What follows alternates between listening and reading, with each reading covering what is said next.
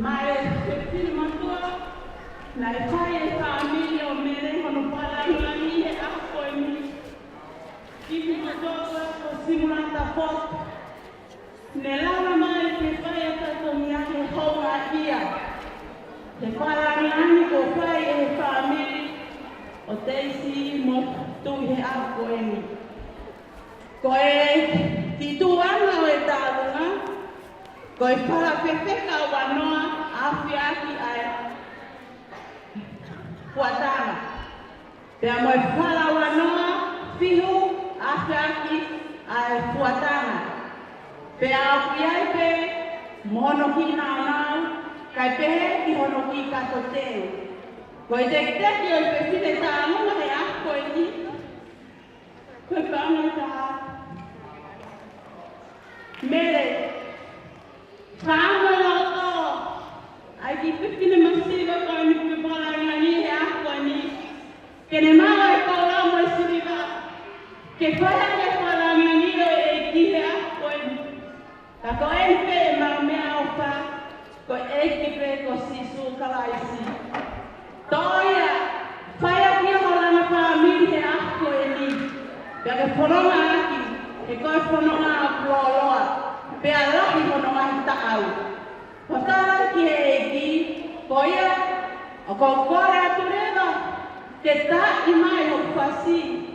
Ka e whai e ki whine motua koe ni, hono whakaranga ni e tāhine, na e whakaranga ni e mere whanua hane ako ni, tua e kopa.